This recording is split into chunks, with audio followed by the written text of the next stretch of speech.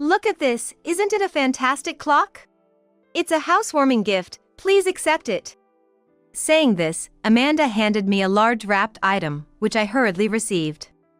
Even though I hadn't entered the house yet, Amanda, who gave me the housewarming gift right at the entrance, was looking at me with a big smile on her face. As Amanda mentioned, inside was indeed a clock. It was a wooden clock meant to be hung on the wall, with a small birdhouse on top of the dial. I'm sure at certain times, pigeons or small birds would pop out of it. As I thanked her and received the gift, I suddenly caught sight of something sparkling out of the corner of my eye. Attracted by the light, I stared intently at it, and suddenly a wave of anger surged within me. Driven by that impulse, I swung the clock with both hands and smashed it against a garden stone right in front of my startled mother-in-law, Amanda. My name is Jennifer, I'm 30 years old, and I work in administrative tasks at a factory. My father works in the factory, and I've always been told, manufacturing isn't just about the on-site work, it's supported by people working behind the scenes. Perhaps influenced by this, I've been attracted to behind-the-scenes work rather than being in the limelight since I was a child. During school festivals when we did plays, I would take on roles like managing props instead of acting, and I also managed the baseball team in my club activities. I might not have stood out, but there were always people watching me, and a simple thank you from them made me feel valued.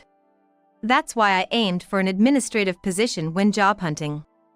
Initially, inspired by my admiration for my father, I wanted to work in administration at a factory, but it seemed that positions there were more favorable to people with specialized knowledge or experience, and I couldn't get a job at the places I wanted.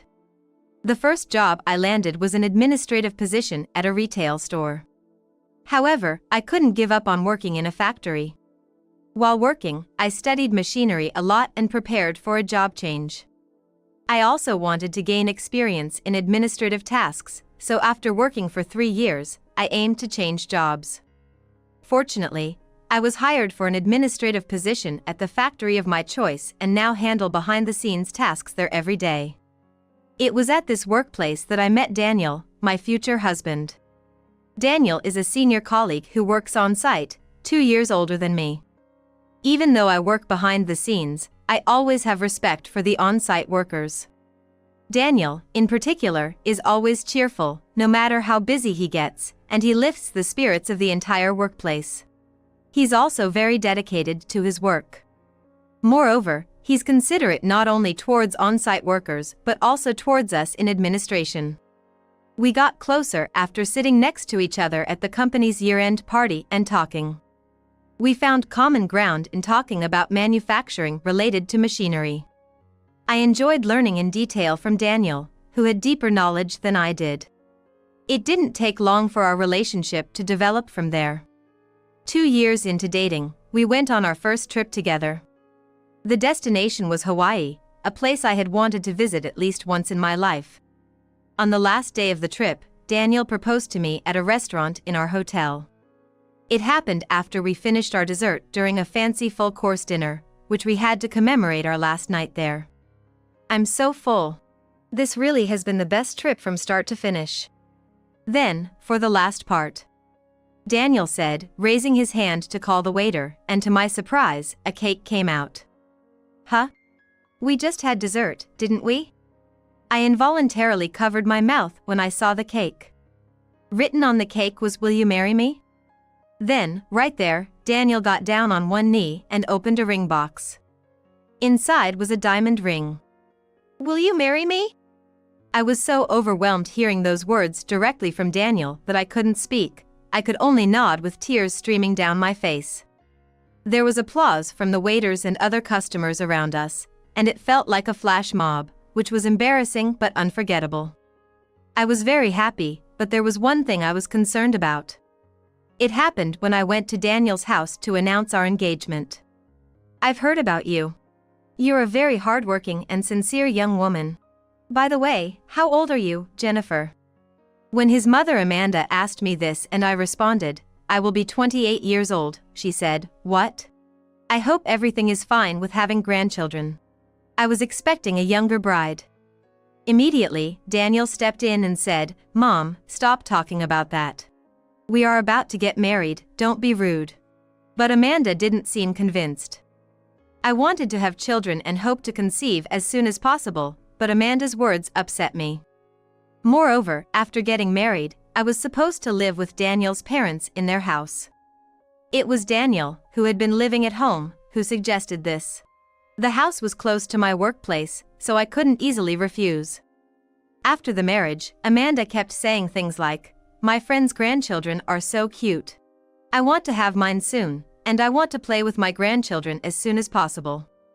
Eventually, she even started meddling in our intimate life, saying things like, "Jennifer, are you measuring your body temperature properly? You know, there are methods like the something something method. You really have to think about making babies." But later on, I found it difficult to get pregnant and gradually became anxious. Daniel and I decided to go to the hospital for a checkup. The doctor told us, "There is no problem with your husband, but your uterus has a slightly complex shape, making it difficult for the embryo to implant." Does that mean I can't get pregnant? I asked hesitantly, and the doctor replied, "Scientifically, it's not completely impossible. However, there are no known cases of pregnancy in this situation in the United States. So, the problem is with me." It was clear that my body had issues with getting pregnant. The moment I was told this, I broke down and cried to Daniel. I felt like I was failing in my role as a woman and started blaming myself. Daniel tried to comfort me by saying, "It's okay," but no matter what he said, I couldn't shake off the feeling that it was my fault. Daniel himself seemed lost for words, and this made me feel even worse. From that day on, I found it hard to focus on housework and my job, and Amanda started to worry about me. "I'm okay. I'm just tired from work," I would reply, but it was clear that I was depressed, and both Daniel and I were acting differently. Amanda noticed and said, "Something is wrong, isn't it? Talk to me. The atmosphere in this house is getting depressing." Reluctantly, Daniel and I decided to tell Amanda about what the doctor had said. I couldn't respond, but Daniel said, "Mom, that's no way to talk." But Amanda continued, "I knew it. I should never have let you marry her. I had a bad feeling about her from the start. I checked if grandchildren would be possible, didn't I?" "Blaming Jennifer won't solve anything, Mom. It's not her fault." Daniel defended me, but Amanda kept going. "It's obviously the bride's fault. And you, Daniel, should have listened to my advice. Enough is enough, Mom. You're going too far. Why are you taking her side?" And with that, Amanda stormed off to her room. "Don't worry about it, Jennifer. You don't have to mind her," Daniel comforted me. Daniel. "Actually, I've been thinking about this too." "What do you mean?" "I think it's too painful for you to stay with me. You want to have children, right? But you can't have them with me. I think it would be better for us to break up." But Daniel said, "I married you because I want to spend the rest of my life with you, Jennifer. Whether we can have children or not, as long as we can live together, that's all that matters to me. Please, stop thinking about breaking up just because we can't have children." I remember the tears welling up in my eyes at Daniel's warm words. After learning about the results of the examination, my mother-in-law, Amanda, really wanted a grandchild. She started to harass and be nasty to me because I couldn't have children. When my father-in-law or Daniel was around, they would protect me. However, Amanda didn't like that, and she would be mean when the two of them weren't there. I would consult with Daniel about it every day. However, I was worried that if Amanda thought I was tattling to Daniel, it might make her even angrier. Daniel didn't say anything directly, but he did his best to keep Amanda and me apart. Still, Amanda's mean behavior didn't stop, and both Daniel and I were at our wits' end. Finally, Daniel couldn't take it anymore and confronted Amanda. "We have our own circumstances in this marriage. What do you want from Jennifer? Isn't it enough that she lives here with us? Stop being so mean to her." Amanda snapped back in rage. "Quiet. I will not accept a daughter-in-law who can't give me grandchildren. Why would you say something like that? I can't live with you anymore. This is not fair to Jennifer. We're moving out. Angry, Daniel declared that we were going to live separately. In fact, we had been looking for a new place for quite a while, so we started to seriously consider our options. Initially, we were searching for a rental that we could move into immediately, but we couldn't find a place that met our expectations. So, we reevaluated our budget, considering our living expenses, and we both agreed that building a new house would be a better option for our future. Though we couldn't move as quickly as we could have if we rented, thanks to Daniel confronting Amanda, my father-in-law also started to keep a closer eye on Amanda to ensure she didn't mistreat me. So, we were able to move on the scheduled day without any major issues. We thanked my father-in-law and moved into our new house. Life without Amanda was blissful. However, just a week after we moved, I received a call from my father-in-law. "I'm sorry. It seems like Amanda has found out your new address. She snooped around and found a note with your address written on it." We hadn't told Amanda our new address, because we thought it might lead to more trouble. "And she says she's coming over now, no matter what. I'm really sorry." A few hours later, Amanda and my father-in-law arrived. When I opened the front door, there stood Amanda, holding some bags, and my father-in-law, who looked apologetic. I wanted to close the door right away, but Amanda quickly said, "I'm sorry for making you feel uncomfortable because of me." She was being unusually humble and apologetic. I was stunned and looked at Daniel in disbelief. Amanda didn't try to force her way into the house. Instead, she handed me a large package. "This is a housewarming gift. Hang it in your bedroom or something. I bought this clock and the salesperson told me it's good feng shui to put it in the bedroom." I took the package and was about to thank her when I noticed Amanda wouldn't meet my eyes. Instead, she was already turning on her heel, pulling my father-in-law along to leave. "Well then, we're heading back. You two take care and live well together."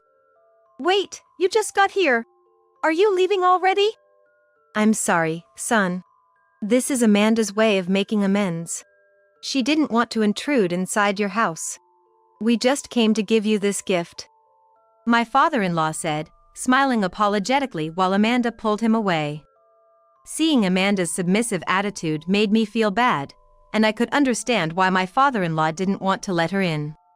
However, I could faintly see a sly smile on Amanda's face. Encouraged by Daniel's excited voice, I decided to open the package right there. It was a wooden wall clock, decorated with a small birdhouse-like ornament. It seemed like a cuckoo clock, and when I touched it, I noticed something. Without a word, I lifted the clock high with both hands and smashed it onto a garden stone nearby. The sound of destruction made Amanda turn around in shock, while Daniel and my father-in-law just stared, mouths agape.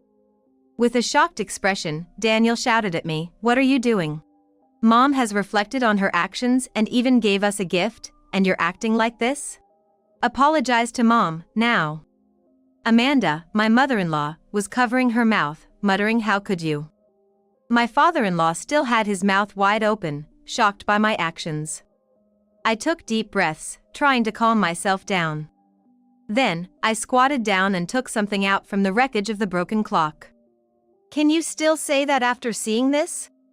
I showed Daniel a certain part from inside the clock. What is this? Why is this here?" Saying this, Daniel clenched his fist, his anger evident. Amanda's attitude was strange, wasn't it? She handed it over as if she was pushing it onto us, even though it was supposed to be an apology and a gift. That's when I thought something was off and took a closer look. "Amanda, do you know what this is?" "I have no idea." Even after showing her the two parts, Amanda shook her head, claiming ignorance. However, her complexion had completely changed to a pale shade.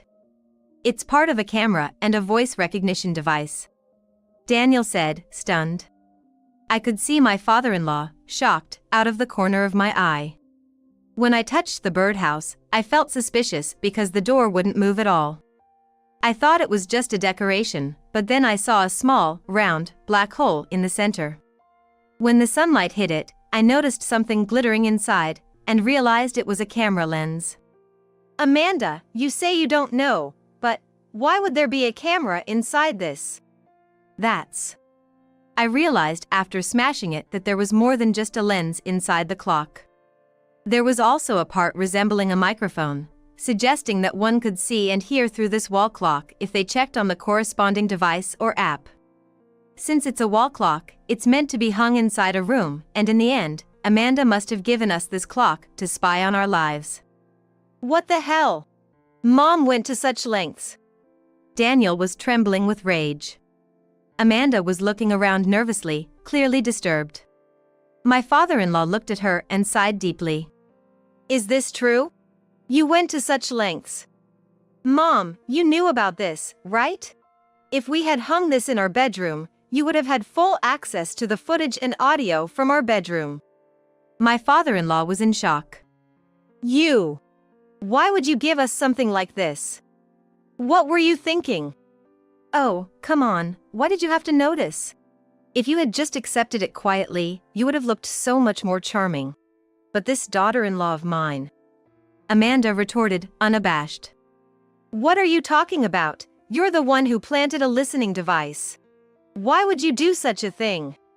As Daniel confronted Amanda angrily, she responded, I was worried whether my daughter-in-law was fulfilling her duties as a wife at night properly. I thought perhaps the reason you two haven't had children isn't a physical issue, but a mental one. So, I wanted to make sure she was behaving properly as a wife in the bedroom, and if not, I was planning to force her to divorce for being a worthless woman. It wouldn't have been good for you, Daniel. As she spoke, Amanda slammed her belongings against the fence and raged. Daniel, also angry, snapped back at her. I've told you I'm perfectly happy as things are now. And there's no way you could have rigged this clock by yourself. Is there someone else trying to come between us? To this, Amanda responded. If I had accomplices who thought the same way, it could have been done even better. I had a clockmaker acquaintance of mine specially make this clock with a camera and microphone built in. What have you done? Do you even realize how awful this is? At my father-in-law's words, Amanda responded, throwing stones at the fence, the worst one here is your wife. She can't even have children, yet she had the nerve to marry you. What about my grandchildren? Stop it, right now. As my father-in-law held Amanda back, he said, I'm sorry about this. We'll be leaving for today, and pushed Amanda into the car, driving away. Standing there in a daze, Daniel turned to me and said, I'm sorry. My mom said some really terrible things. It's not your fault, Daniel. Afterwards, I couldn't help but wonder what had become of Amanda and my father-in-law. I didn't want to have anything to do with Amanda anymore, but I was worried about how my father-in-law would handle the situation, and what our relationship with Amanda would be like in the future. A few days later, I received a call from my father-in-law. I'm really sorry about the other day, were his first words. I actually wanted an apology from my mother-in-law, not him. He hadn't done anything wrong. No, Dad, are you okay after all that? Daniel spoke, sounding concerned. We had a big fight after that. During that, a lot of things came up. It seems that my wife, Amanda, has been making snide remarks and harassing not just Jennifer, but others as well. I was surprised. I had no idea she was treating other people the same way. Wait, what do you mean? Daniel was also shocked and asked his father for clarification. There's a woman in our neighborhood who can't have children, and apparently Amanda has made snide remarks and harassed her as well. So she's been doing this to strangers as well, not just family? It seems that way. When I told her it was wrong to treat Jennifer so harshly, she said she's been doing the same to other useless women who can't have children. I was horrified. What he described was truly horrifying.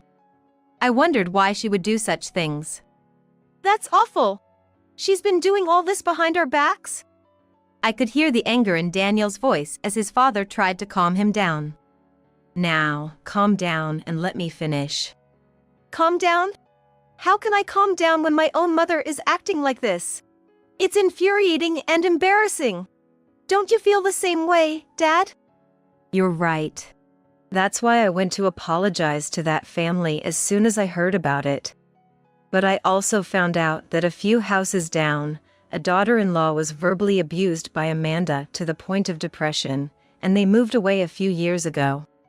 I'm scared of what the neighbors think, and I can't bear it anymore. My father-in-law sounded truly distressed. I can't handle this anymore, so I've decided to get a divorce.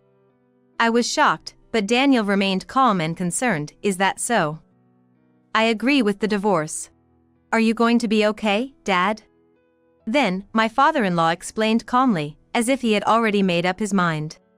I'm going to move out of this house, too. I owe an apology to the neighbors. But don't worry about me. I've already found a good place to live through an acquaintance. I'll move as soon as the paperwork is done. I wanted to let you know because Amanda might head your way, now that I've kicked her out of the house today. I'm worried about that. Even in his own time of distress, he was still looking out for us. I see. Got it. We'll handle it if she comes here. I'm really sorry again. I'll get in touch once I've settled down. He spoke politely and hung up. Thanks to Daniel putting the phone on speaker, I was able to hear the entire conversation. And just a few hours later, Amanda showed up at our house with her bags. Please help me. After the divorce, he kicked me out of the house. I have nowhere to go. Let me stay here. She said this as soon as she arrived. Daniel asked her, "Why did you get a divorce? It's not just because of this recent incident, is it?" Well, I have my reasons. We heard from Dad. Amanda's eyes widened in surprise. So in addition to Jennifer, you've also been nasty to the other daughter-in-laws in the neighborhood? Well, that's... And because of your verbal abuse, one of them even became depressed? Hold on. That's an exaggeration. There's no proof that it was my fault. You're making it sound like I'm the criminal. Besides, how can a woman not have children? I went through a lot to give birth to you. And I can't even see my own grandchildren because of her. Just looking at her makes me sick. Amanda had flipped her anger switch. Mom, happiness isn't just about having children. Daniel responded calmly. I know that. Just let me stay here for now. I'm sorry, but that's not possible. I've decided to be happy with Jennifer. I can't live with you the way you are now.